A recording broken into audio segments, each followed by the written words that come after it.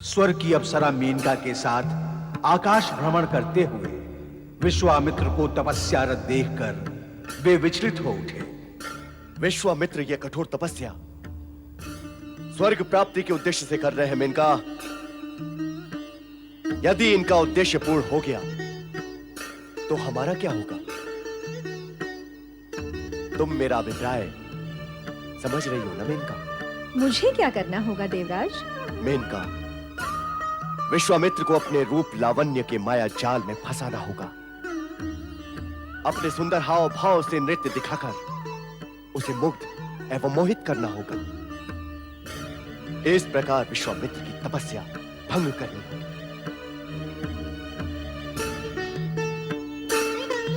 आप निश्चिंत रहे देवराज। मुझे अपने सन्मुख और समीप पाकर विश्वामित्र अधिक समय तक तपस्या नहीं कर पाएंगे। नारायण नारायण। प्रणाम रुद्रावतार महर्षि दुर्वासा, प्रणाम। आपकी कठोर तपस्या को कोटि कोटि प्रणाम और आपकी भक्ति और निष्ठा को अनेक अनेक प्रणाम। मैंने आपका प्रणाम स्वीकार किया। अब मुझे जाने दे, मुझे माता ने पुकारा है। अवश्य अवश्य, माता की पुकार सुनने पर जगत के सभी कार्य त्याग कर पुत्र को जाना ही चाहिए। किंतु महर्षि, मैं आपके और आपकी माता के मध्य बाधा नहीं बनना चाहता। महर्षि, आप मेरी बात सुने महर्षि। तो अब आपका अभिप्राय क्या है? मात्र देवराज इंद्र के षड्यंत्र की सूचना देना, इसी अभिप्राय से मैं यहाँ उपस्थित हुआ हूँ। षड्यंत्र? कैसा षड्यंत्र? जिस इंद्र ने आपकी माता और आपके साथ दुर्व्यवहार किया, उसी इंद्र के विषय में और उसके षड्यंत्र के विषय में आपको सूचित करना, ये मैं अपना कर्तव्य समझता हूँ। किंतु इंद्र ने किसके साथ षड्यंत्र किया है? राजश्री विश्वामित्र के साथ, जो ब्रह्मर्षि बनने के लिए आप ही के समान कठोर तपस्या कर रहे हैं। किंतु देवराज इंद्र ने उनकी तपस्या खंडित करने के लिए स्वर्ग की अप्सरा मेनका को वहां भेजा है। एक तपस्वी को दुष्ट इंद्र के षड्यंत्र से सावधान करना हमारा कर्तव्य है। हम इसी क्षण वहां जाएंगे। नारायण नारायण।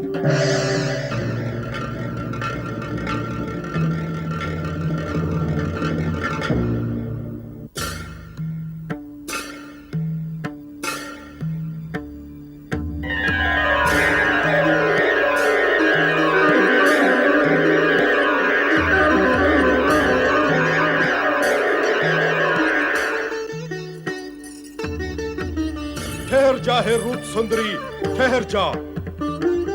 षड्यंत्रकारी इंद्र का षड्यंत्र हम कभी भी सफल नहीं होने देंगे अप्सरा मेनका। एक तपस्वी की तपस्या खंडित करना महापाप है। ऋषिवर, सर्वप्रथम आप मेरा प्रणाम स्वीकार करें। तत्पश्चात मैं आपसे विनती करूंगी कि आप क्रोध ना करें। क्रोध न करूं? क्यों न करूं क्रोध? तुम अकारण महापाप करो और मैं कारण होने पर क्रोध भी न करूं। क्यों न करूं क्रोध? ऋषिवर, शांत हो जाइए। मेनका, इस दिव्य और शांत वातावरण को अशांत करने तुम आई हो और मुझे शांत रखना चाहती हो। ऋषिवर, मैं स्वेच्छा से नहीं आई हूँ, भेजी गई हूँ। मैं तो अपने स्वामी देवराज इंद्र के आदेश का पालन कर रही हूँ। अनर्थकारी है उसका आदेश और विनाशकारी है तुम्हारा उसे पालन करना। मेनका, अब हम तुम्हें आदेश देते हैं कि तुम इसी क्षण स्वर्ग लौट जाओ, अन्यथा हमारे क्रोध से उत्पन्न श्राप और श्राप से उत्पन्न कष्ट तुम्हें भोगना पड़ेगा। ऋषिवर, आपके शाप से भयभीत होकर मैं अपने स्वामी देवराज इंद्र के आदेश की अवहेलना नहीं कर सकती। मैं अपना कर्तव्य पूर्ण किए बिना यहाँ से नहीं जाऊंगी। मेनका, तुम्हें अपनी दुर्दशा की चिंता नहीं, इंद्र के आदेश की चिंता अधिक है। स्वाभाविक है ऋषिवर, वे हमारे स्वामी जो हैं। तो क्या स्वामी का आदेश मानकर तू तपस्वियों की तपस्या को भंग करेगी? किसका क्या रंग होता है, क्या भंग होता है, ये सोचना मेरा कार्य नहीं है ऋषिवर। मुझे केवल अपने स्वामी देवराज की इच्छा पूर्ण करनी है। मेनका, अपने स्वामी इंद्र की ही भांति तू भी बाहर से नख से लेकर शिख तक सुंदर और आकर्षक तो है, किंतु भीतर से तुम दोनों ही पाप के भंडार हो। तू एक स्त्री है मेनका, इसलिए हम तुझे भस्म तो नहीं करेंगे, किंतु हम तुझे श्राप देते हैं कि जिस विश्वामित्र को तू भ्रष्ट करने का प्रयत्न कर रही है, उसी के कारण तू स्वर्ग से भ्रष्ट होकर एक मानवी का जीवन व्यतीत करेगी। तू तेरी संतान भी हमारे श्राप की छाया से मुक्त नहीं हो पाएगी मेनका। इंद्र के षड्यंत्र में सम्मिलित होने का परिणाम तुझे बार बार भुगतना पड़ेगा, बार बार भुगतना पड़ेगा।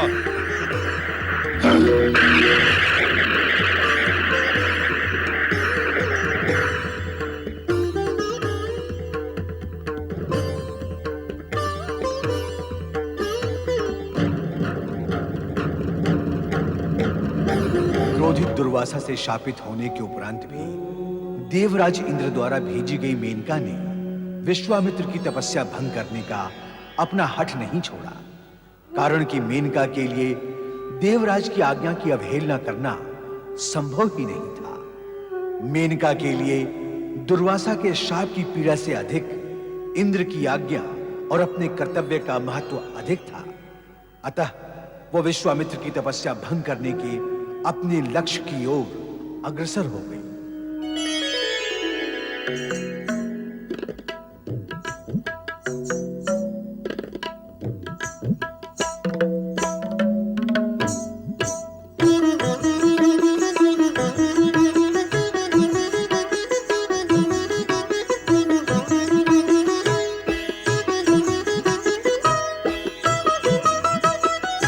रूप अनूप ये केशों में बधरा, नैनों में लेके दामिनिया।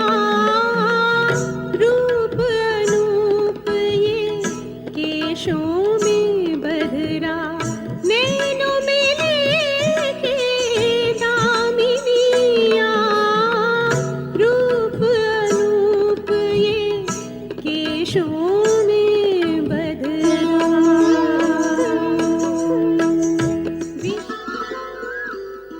मनमोहक मेनका, अब तुम्हें मेरी जीवन संगिनी बनकर रहना होगा।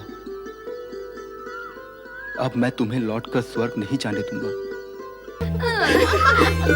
शकुंतला, क्या है? जो होना चाहिए वही नहीं हुआ। प्रियंवदा, कभी तो सीधी बोली भी बोला कर। वही सुनना तुम्हारे मन को भाता है तो सुनो। इस पृथ्वी लोक पर तुम्हारे मन को भाता या तुम्हारे लिए कोई सुयोग्य वर मिलना अत्यंत कठिन है।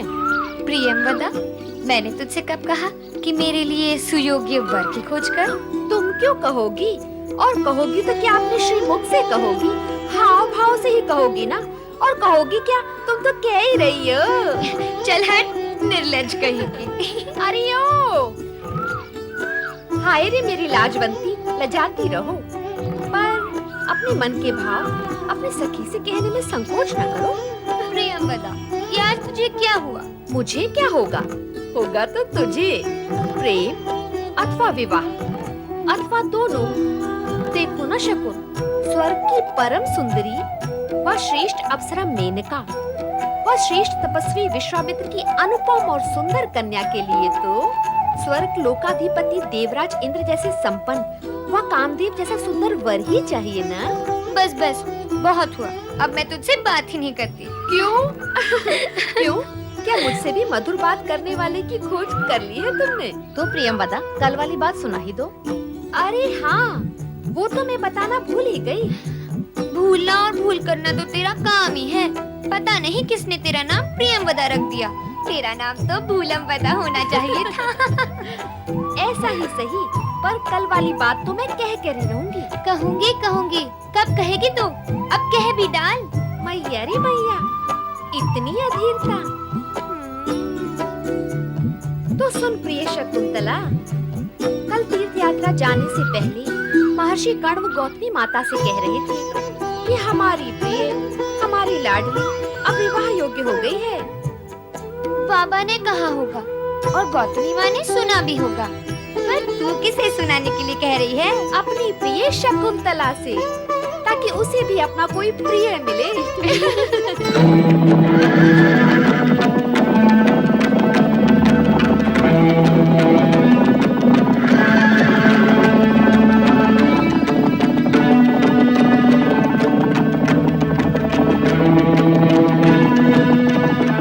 सारथी, हम थक गए हैं।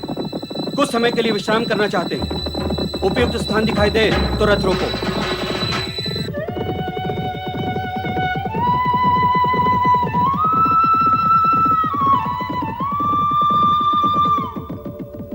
महाराज, वो देखिए, सामने आश्रम दिखाई दे रहा है।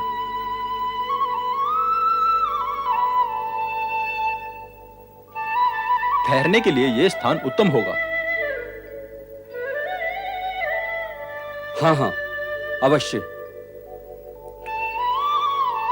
प्यास से कंठ भी सूख रहा है। आश्रम में शुद्ध शीतल जल अवश्य प्राप्त होगा।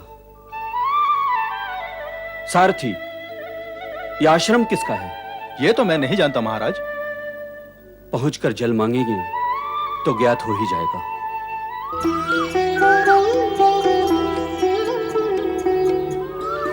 शकुन, शकुन, शकुंतला चली उद्यान की ओर और फिर वहां जाकर लताओं से बातें करेगी, फूल पौधों को सहलाएगी और अपने प्रिय वृक्षों को जल पिलाएगी, उन्हें सींचेगी। इसलिए हमारा यहाँ क्या काम? चलो सखियों, हम चलें।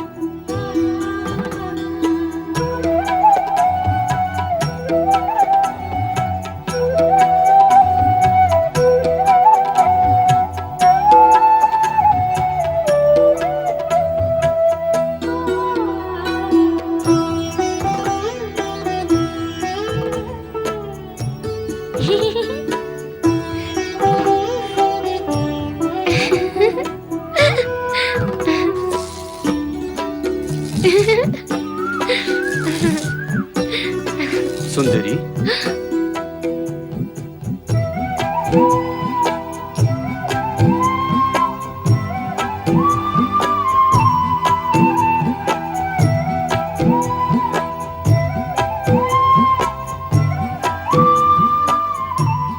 सुंदरी, सुंदरी, इस त्रिशित को जल पिलाओगी?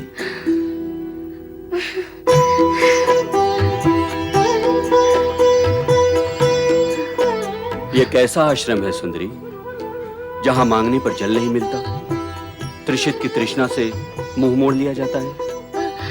नहीं मद्र पुरुष, नहीं। त्रिशित को यहाँ जल ना मिले, ऐसा तो यहाँ नहीं होता। हो तो रहा है देवी।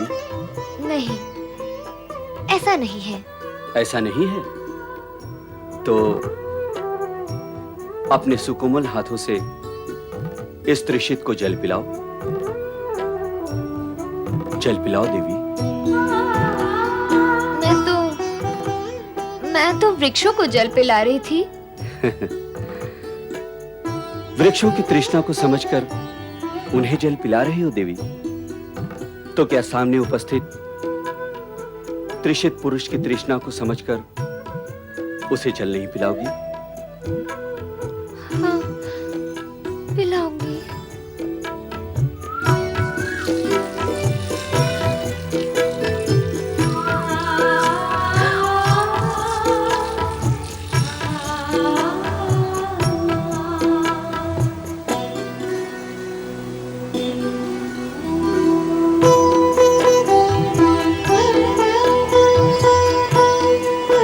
शकुंतले,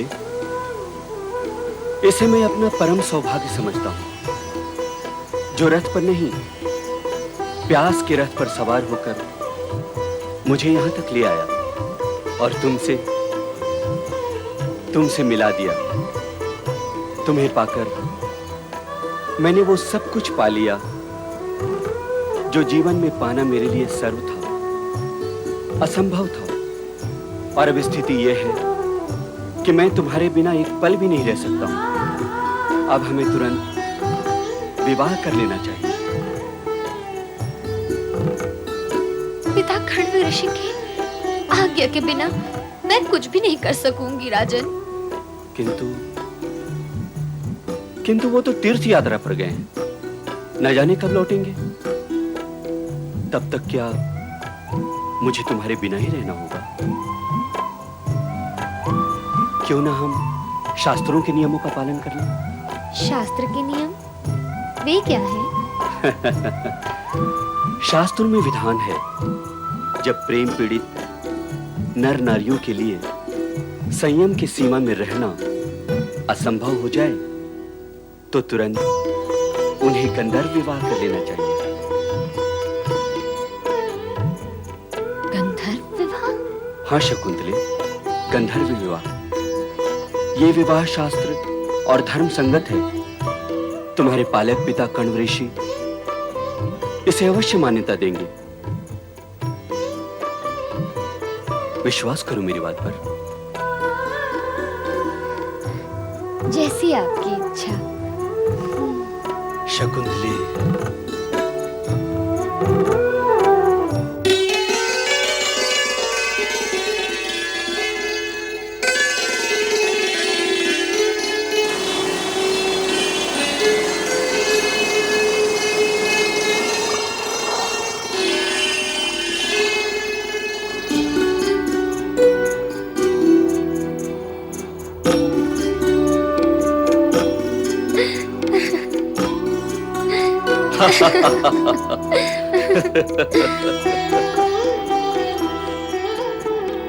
शकुंतले, क्या सोच रही हो तुम? किस चिंता में डूबी हो तुम? यही कि बाबा जब तीर्थ यात्रा से आएंगे तो। शकुंतले, गंधर्व विवाह के पश्चात अब तुम संपूर्ण रूप से हमारी हो चुकी हो। सारी चिंताएं छोड़ दो, हम सब ठीक कर देंगे। पर मैंने तो इस विवाह के विषय में ना ही अपने सखियों को कुछ बताया है, ना गौतमी माँ को। अब तक तो कोई भी कुछ भी नहीं जानता। जान लेने पर क्या सोचेंगे वे सब? क्या कोई भी नहीं जानता? क्या मैं भी नहीं जानता? मैं तो इस विशेष और महत्वपूर्ण घटना का नायक हूं। नायक अपनी नायिका को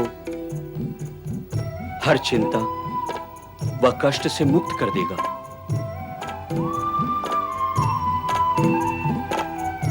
यह मुद्रिका मेरे प्रेम और प्रणय का चिन्ह है, हमारे मधुर मिलन का प्रतीक है। इस मुद्रिका को दिखाकर तुम हमारे गंधर्व विवाह के सत्य को प्रमाणित कर सकती हो। शकुंतले, महाराज, आपके द्वारा भेंट की गई ये अमूल्य मुद्रिका हमारे निश्चल प्रेम और आत्मिक प्रणय का प्रमाण और चिन्ह है, हमारे मधुर मिलन का साकार प्रतीक है, हमारे गंधर्व विवाह की सत्यता का साक्ष्य है। मेरे मन दर्पण में आपकी वही छवि सदैव अंकित रहेगी जब मैं आपसे प्रथम बार मिली थी। सत्य कहूं महाराज, समय भले ही व्यतीत हो गया है, किंतु मुझे तो हर क्षण और हर पल केवल आपका ही सलौना श्रीमुख दिखाई देता है। जब जब मैं आपको पत्र लिखने बैठती हूँ, तब तब मेरी आंखों के सामने मधुर स्मृतियां सजीव हो उठती है, और उन स्मृतियों में आप और केवल आप ही दिखाई देते हैं। पत्र तुम्हें लिखने बैठी तो, पत्र तुम्हें लिखने बैठी तो, बीता समय फिर लौट आया। पत्र तुम्हें लिखने बैठी तो, बीता समय फिर लौट आया।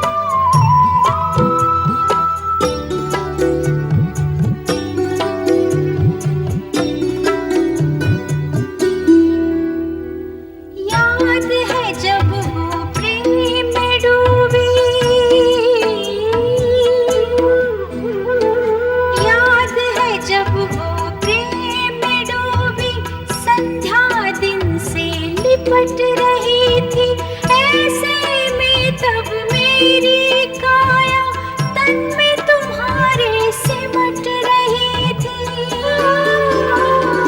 प्रीत की लय में होके विलय फिर, रुत ने मिलन का गीत था गाया। पत्र तुम्हें लिखने बैठी तो बीता समय फिर लौट आया।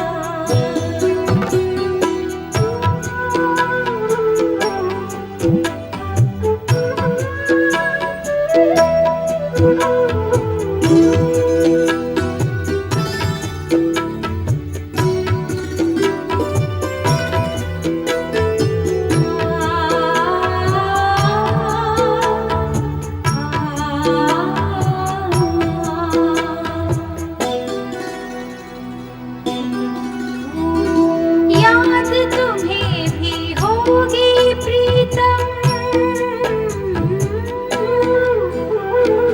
याद तुम्हें भी होगी प्रीतम, वो मधुमास की बेला पावन, तन के लिए तन का आकर्षण, धरती गगन का वो आलिंगन। मान के होठ पे हुआ था कंपन, चांदनी ने मधुरस छलकाया। पत्र तुम्हें लिखने बैठी तो बीता समय फिर लौट आया।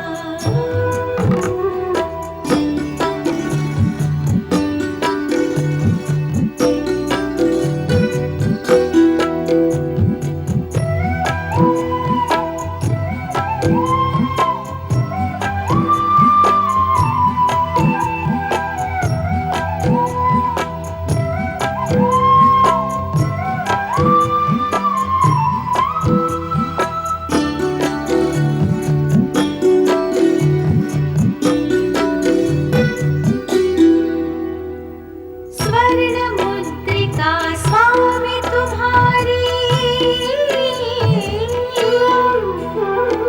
स्वर्ण मुद्रिका स्वामी तुम्हारी, उस मुद्रा की याद दिलाए मुझको बाहों पाश में लेकर, तुम धीरे से थे मुस्काए। लाज से नैना झुके तो थे पर, रोम रोम मेरा हर्षाया।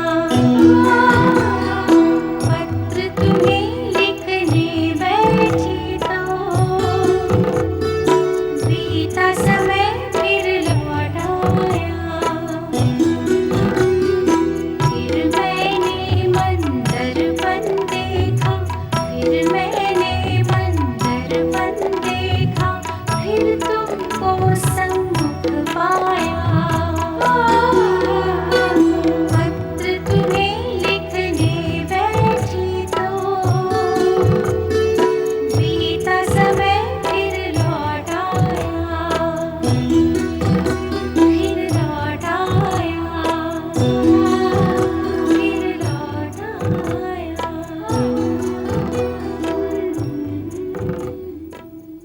अतीत की मधुर स्मृतियों को अपने मन मंदिर में संजोए शकुंतला संपूर्ण जगत को भूल बैठी थी। किंतु संपूर्ण जगत के स्वामी भोले भंडारी इस सत्य से भली भांति परिचित थे कि भावी घटना चक्र क्या मोड़ लेगा। इसी घटना चक्र में प्रमुख पात्र के रूप में ऋषि दुर्वासा महेश्वर के सम्मुख कैलाश पधारे। ओम नमो भगवते रुद्राय। प्रभु, मैं आपके दर्शनार्थ यहाँ आया हूँ, कृपा कर मुझे आशीर्वाद दें।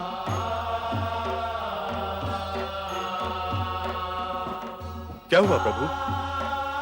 क्या मेरे द्वारा कोई अनुचित कार्य हुआ है? क्या आप मुझसे रुष्ट हैं भगवान? दुर्वासा, तुम बार बार भूल जाते हो कि तुम रुद्रावतार हो, हमारे अंश हो। फिर भी अकारण क्रोध करके तुम हमें चकित कर देते थे। तुम्हें अपने क्रोध को नियंत्रित करना चाहिए। क्षमा भगवान, क्षमा। परंतु क्रोध में अकारण कभी नहीं करता प्रभु। अनीति, अन्याय, अनाचार और अनुचित व्यवहार मुझसे सहन ही नहीं होता प्रभु। और तब मैं से ऊपर उठो दुर्वासा। जो प्राणी मैं और अहंकार से ऊपर नहीं उठता, उसे ये मैं नीचे पटक कर नरक में लटका देता है। किंतु प्रभु, और हम ये भी जानते हैं कि तुम न्याय के पक्षधर हो, किंतु मानवीय भाव दुर्बल होने पर तुम्हारी यही न्याय प्रियता और व्यवस्था अन्य प्राणियों के लिए दुख का कारण भी बन सकती है। और ऋषि का कार्य दुख की नहीं, सुख की व्यवस्था करना होता है। मैं आपके शब्दों और मंत्रणा के अनुसार ही आचरण करूंगा भगवान। नहीं, तुम हमें वचन दो कि यदि क्रोध के आवेश में आकर तुमसे कोई भूल हो भी जाए तो तुम उसका परिमार्जन तुरंत करोगे। अवश्य करूंगा भगवान, अवश्य करूंगा। मैं वचन देता हूं।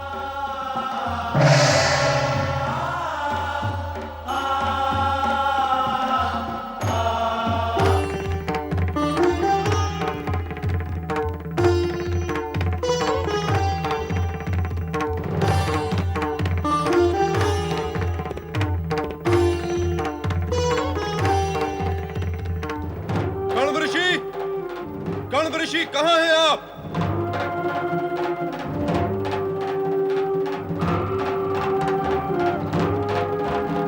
आप कहां हैं कण्व ऋषि? कहां हैं आप?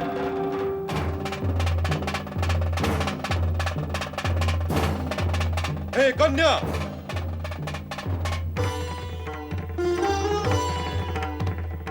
हे आश्रम कन्या, हम तुझसे पूछ रहे हैं, कण्व ऋषि कहां है? हमारा अपमान, हमारा तिरस्कार, हमारी अवहेलना। रे निर्बुद्धि कन्या, तू हमारे क्रोध से परिचित नहीं है। नहीं है तो हो जाएगी। दुष्ट कन्या, तूने हमारी पुकार का उत्तर न देकर हमारा घोर अपमान किया है। हम तुझे श्राप देते हैं कन्या कि जिसकी स्मृति में खोकर तूने हमारी अवहेलना की है, वो तुझे भूल जाएगा। उसकी स्मृति से तेरा नाम, तेरा रूप, तेरा हर चिन्ह मिट जाएगा।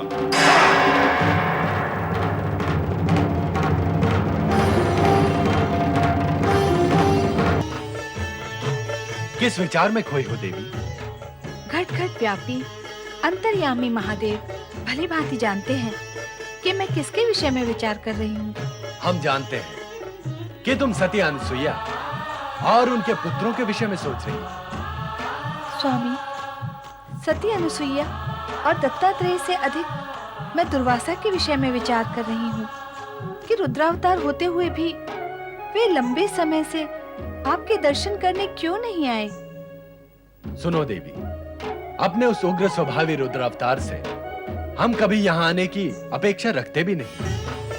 वे अपने ही धुन में खोए भ्रमण करते रहते हैं और जो भी उनसे उचित व्यवहार नहीं करता, वो उनके कोप का भाजन बनकर उनसे श्राप का उपहार पाता है। श्राप तो दुख और पीड़ा का कारण होता है स्वामी, आप इसे उपहार क्यों कह रहे हैं? दुर्वासा का शाप उपहार ही होता है देवी। ठीक उसी प्रकार जिस प्रकार अस्वस्थ बालक के मुंह में डाली गई कटु औषधि माता का उपहार ही होता है, दुर्वासा का शाप तत्काल दुखदायी होते हुए भी शापित व्यक्ति के लिए अंत में कल्याणकारी ही सिद्ध होता है। इसीलिए तुम्हें दुर्वासा के शाप के विषय में अधिक चिंता करने की आवश्यकता नहीं है। आपने स्थिति स्पष्ट कर दी तो अब मैं निश्चिंत हो गई हूँ स्वामी।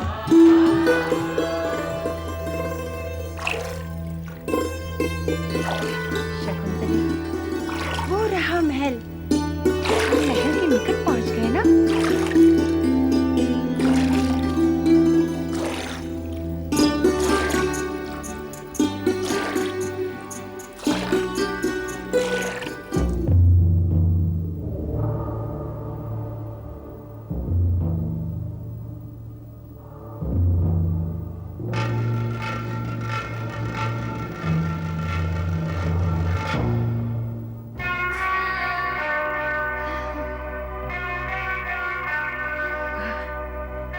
सुंदर।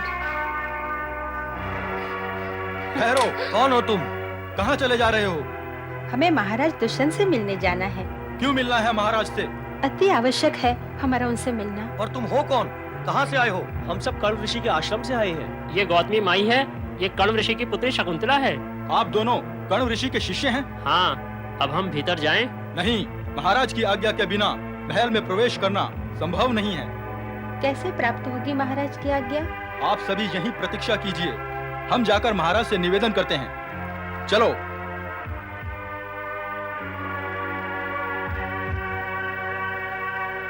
महाराज की जय हो।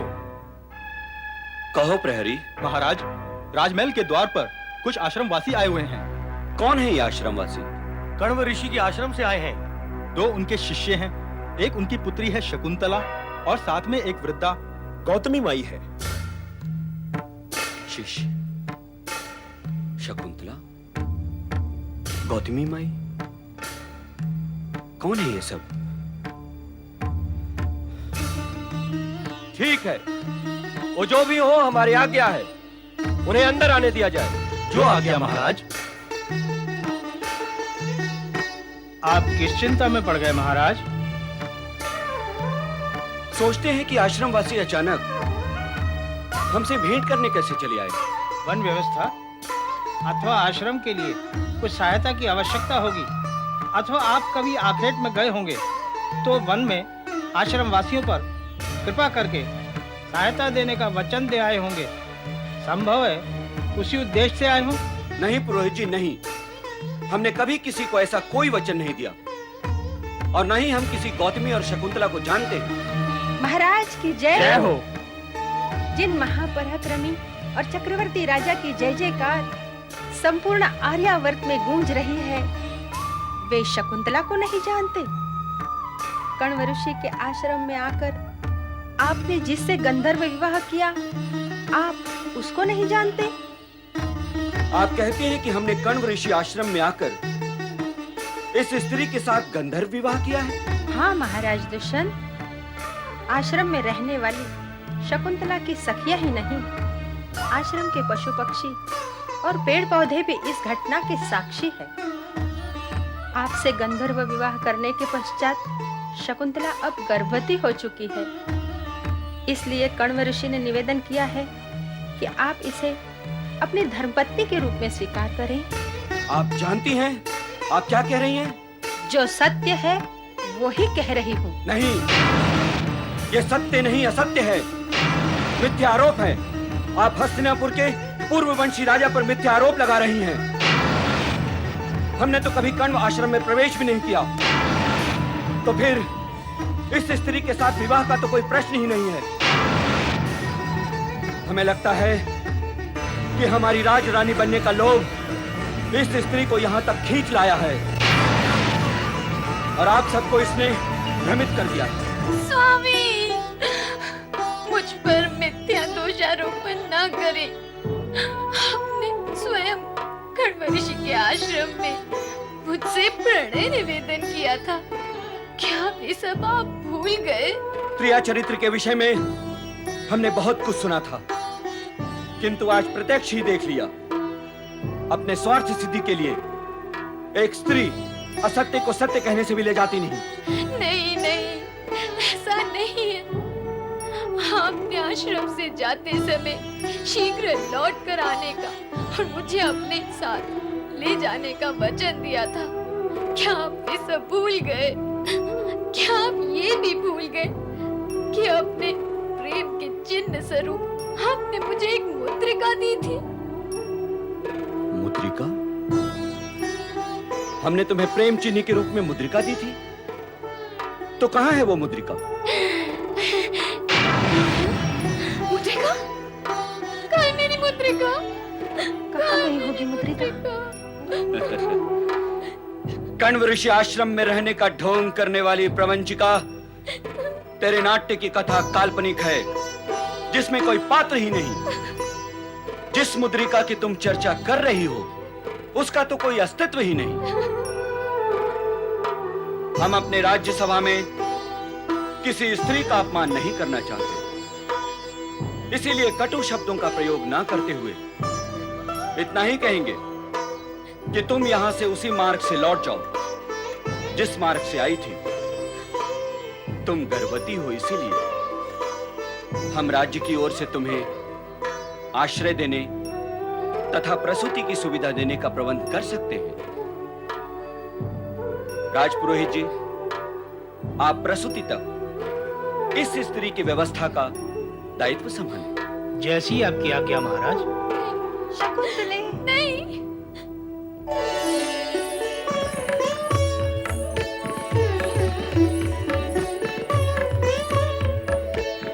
दिव्यांगना मेनका की अनुपस्थिति हो तो ये स्वर्ग लोक सूना सूना लगता है।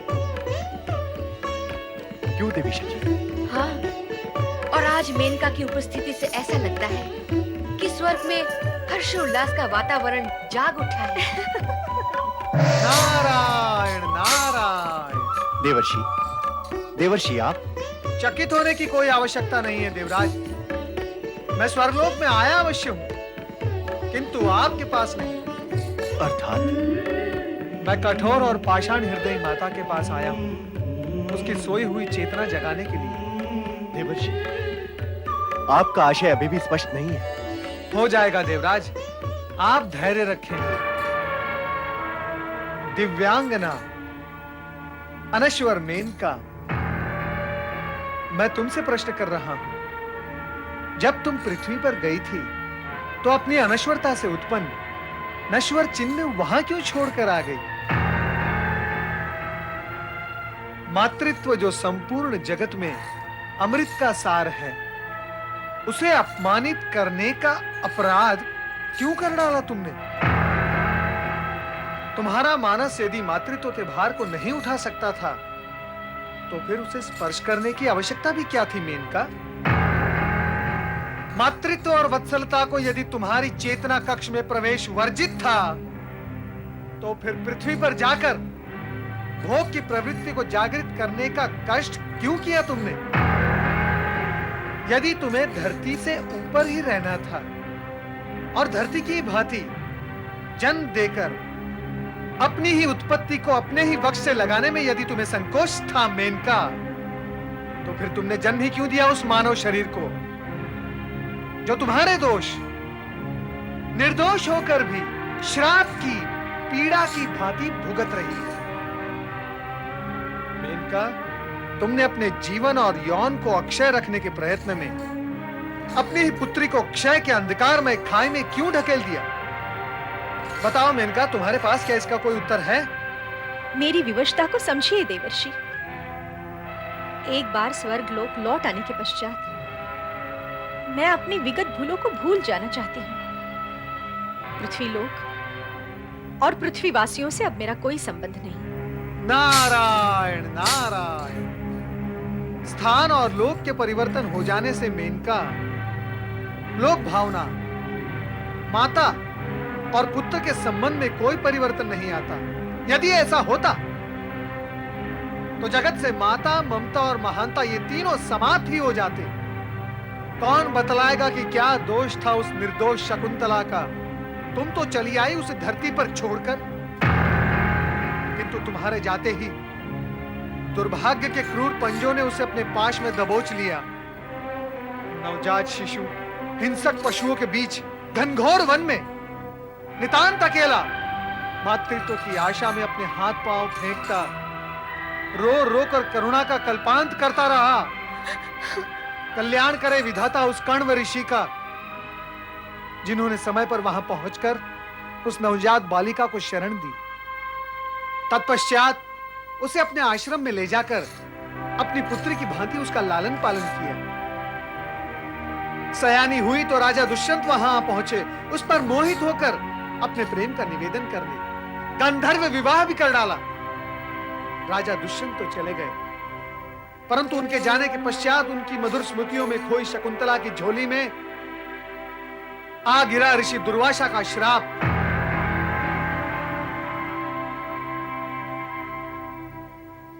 कि उसका स्वामी उसे भूल जाएगा। जब स्वामी के पास पहुंची तो श्रापग्रस्त स्थिति की मारी शकुंतला दंग रह गई। ये जानकर कि राजा दुष्यंत उसे भूल चुके हैं, मेनका वो आज घनघोर वन में अपने भावी संतान को जन्म देने के लिए अपने जीवन के साथ संघर्ष कर रही है।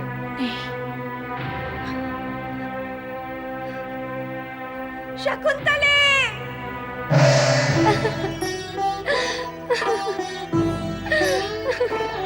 मिलाप करने से क्या होगा शकुंतला?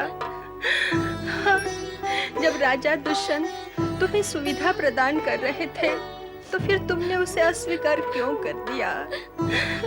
हाँ, अच्छा, अब हमारे साथ आश्रम लौट चलो। नहीं, मैं बाबा के पास नहीं जाऊंगी।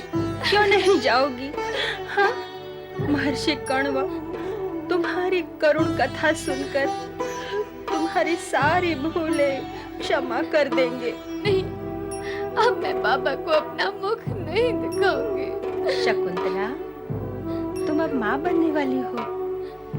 इधर उधर कब तक, कहाँ तक भटकोगी, कहाँ तक भटकोगी? माता के होते हुए पुत्री को भटकने की क्या आवश्यकता है?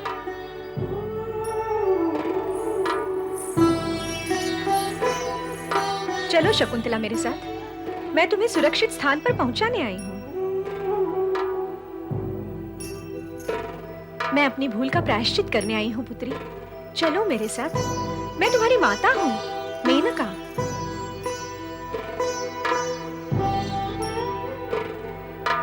ये समय आश्चर्य और प्रश्न करने का नहीं है शकुंतले। समय आने पर सब कुछ स्पष्ट हो जाएगा। तुम चलो मेरे साथ पुत्री।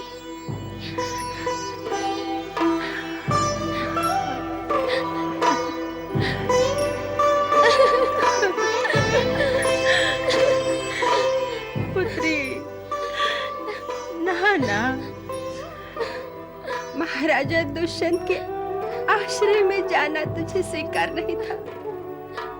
बाबा के आश्रम में आना भी स्वीकार नहीं है। अब तो तेरा हित इसी में है कि तू अपने माँ के साथ लौट जा बेटा। बाबा को जाकर कहना कि उनके आशीर्वाद से जब मैं इस संकट से मुक्त हो जाऊंगी तब उनके मैं आश्रम में अवश्य दर्शन करने आऊंगी।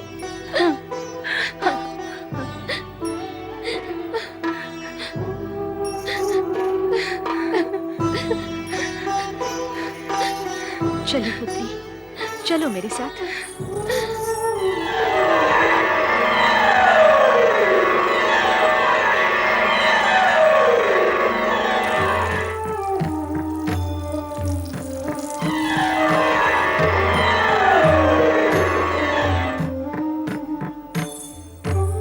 ऋषिवर मरीचि, मैं आपके शरण में आई हूँ। स्वर्गलोक और देवराज इंद्र को छोड़कर ऋषि की शरण में?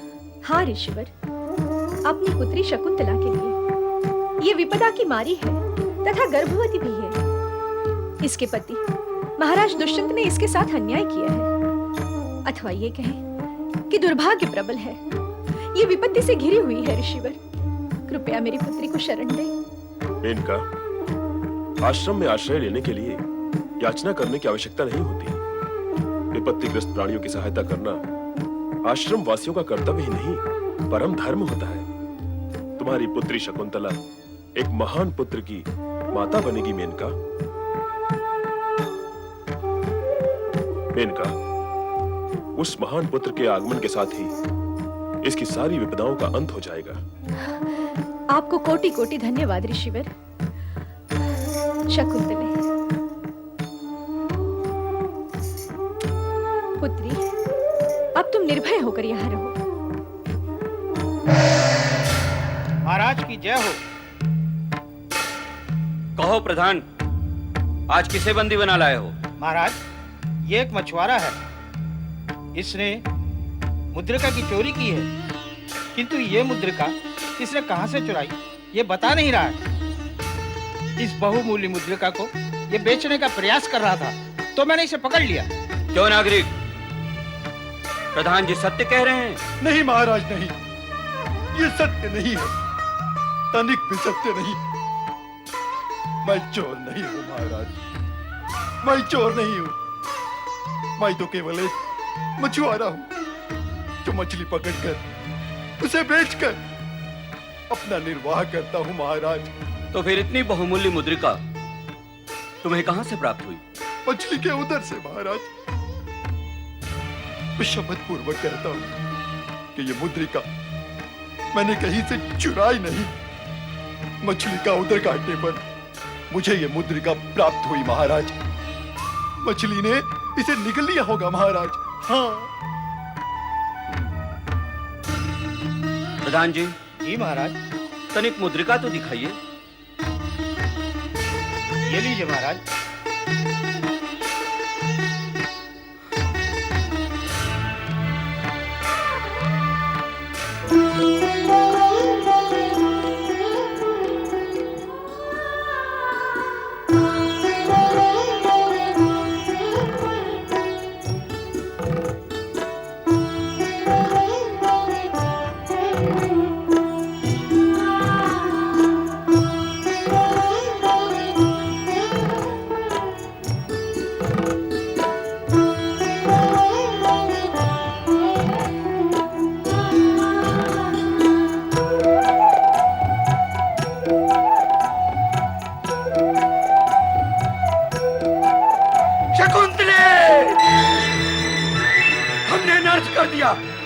महाअनर्थ हो गया हमसे।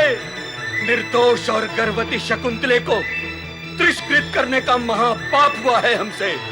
महापाप हुआ है हमसे। महापाप हुआ है हमसे। सैनिकों, शीघ्र ही कण्व ऋषि आश्रम जाओ और शकुंतले को आदर पूर्वक यहाँ ले आओ। जी महाराज। महाराज, इसके लिए क्या आज्ञा है? ये निर्दोष है। इसने चोरी नहीं की। इसने तो हम पर उपकार किया है। इसने तो शकुंतले की स्मृति को लौटाने में हमारी सहायता की है। प्रधान जी। जी महाराज। इसे उचित पुरस्कार देकर सम्मान सहित विदा करो। जो आज्ञा महाराज। प्रणाम महाराज। आइए आप मेरे साथ। प्रणाम। शकुंतले,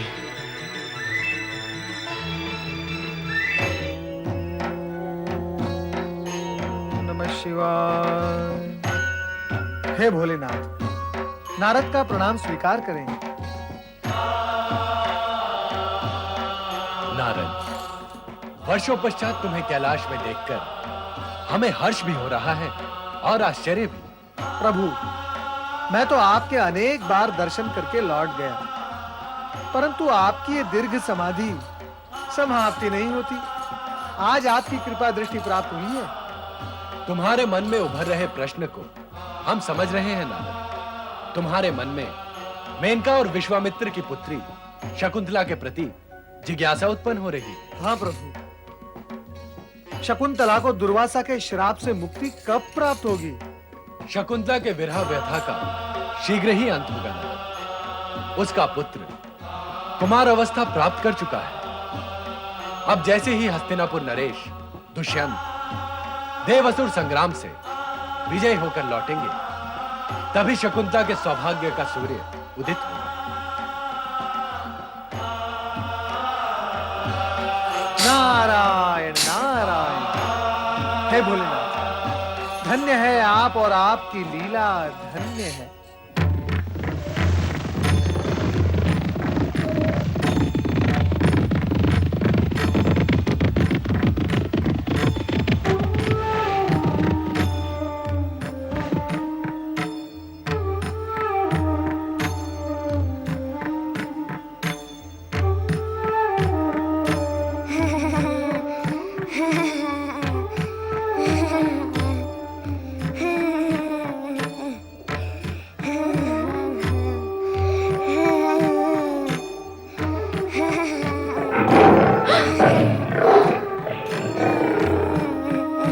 नीचे उतरो सर्वदमन, नीचे उतरो।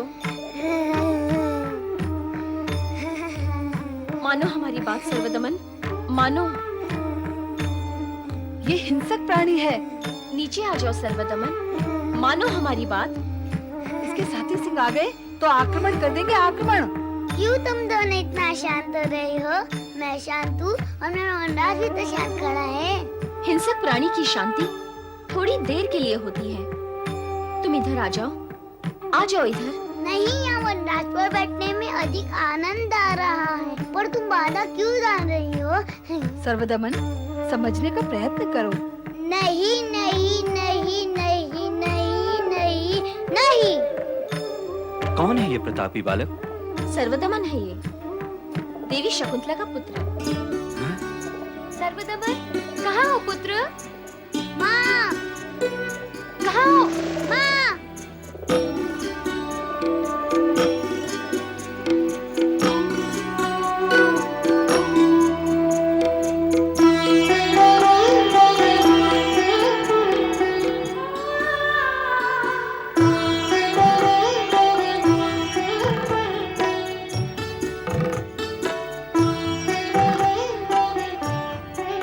मुझे क्षमा करो देवी शकुंतले,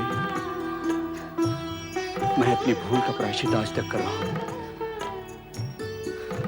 कहो शकुंतले कि तुमने मुझे क्षमा किया। पुत्र, अपने पिताश्री को प्रणाम कर। प्रणाम पिताश्री। तुम्हारी परीक्षा अब समाप्त हुई शकुंतला। विधि के विधान के अनुसार तुम्हें ये कष्ट और वियोग तो भुगतना ही था। हमारा शाप तो निमित्त मात्र था। ये भी तो सत्य है महर्षि दुर्वासा कि वियोग के कष्ट के पश्चात मिलन का आनंद कई गुना बढ़ जाता है। आज से तुम्हारा पुत्र सर्वदमन भरत के नाम से प्रसिद्ध होगा तथा ये आर्याव्रत का चक्रवर्ती सम्राट बनेगा। आपका आशीर्वाद शिरोधार्य। कल्याण भव, आयुष्मान भव।